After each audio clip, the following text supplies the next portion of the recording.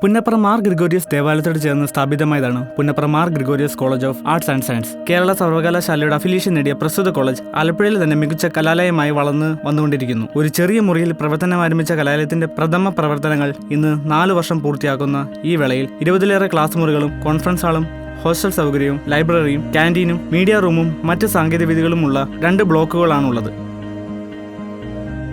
800-ലധികം വിദ്യാർത്ഥികൾ ഇവിടെ ഇന്ന് പഠിക്കുന്നു. ആരംഭ നാളുകളിൽ തന്നെ യൂണിവേഴ്സിറ്റി ടോപ്പ് റാങ്കിൽ മാർ ഗ്രിഗോറിയസിലെ വിദ്യാർത്ഥികൾ കരസ്ഥമാക്കി. പഠനത്തിലും അച്ചടക്കത്തിലും മികവ് പുലർത്തുന്ന ഈ വിദ്യാലയത്തിൽ പഠനത്തോടൊപ്പം വിനോദവും വിദ്യാർത്ഥികൾക്ക് കലാകായികമായ വാസന വളർത്തിയെടുക്കുവാൻ വേണ്ടി പരിശീലനവും നൽകി വരുന്നു. ഈ ഗ്രിഗോറിയൻ ക്യാമ്പസിൽ മാർ ഗ്രിഗോറിയോസ് കോളേജ് എന്ന പേരിൽ ആർട്സ് ആൻഡ് സയൻസ് കോളേജ് ഉണ്ട്. അതിനോട് ചേർന്ന് ഏകദേശം 50 വർഷത്തിലധികമായി പ്രവർത്തിക്കുന്ന saint Joseph's old age home ഉണ്ട്.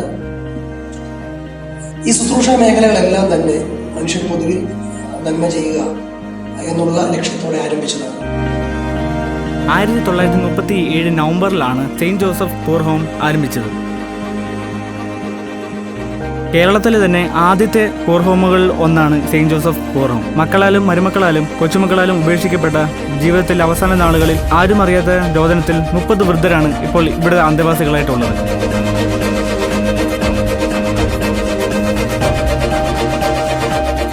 ഈ സ്ഥാപനം സെന്റ് ജോസഫ് പൂർ ഹോം പുന്നപ്ര.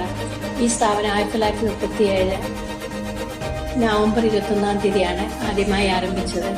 ബഹുമാനപ്പെട്ട കല്ലുപ്പറമ്പിൽ അച്ഛനാണ് 1937 തുടങ്ങി 1970 വരെ ഇതിൻ്റെ ഡയറക്ടറായി പ്രവർത്തിച്ചിരുന്നത്.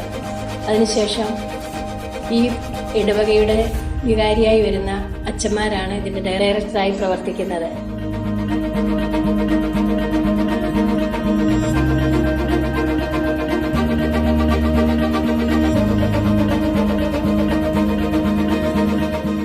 അതൊരു ശുശ്രൂഷ സേവനവും വിദ്യാഭ്യാസവും ഒരുപോലെ കൊണ്ടുപോകുന്ന ഈ ക്യാമ്പസിന് കൂടുതൽ വിജയങ്ങൾ കൈവരിക്കട്ടെ എന്ന് ആശംസിച്ചുകൊണ്ട് ക്യാമറമാൻ ജോർജ് ജേക്കബിനൊപ്പം സന്ദർശിച്ചു.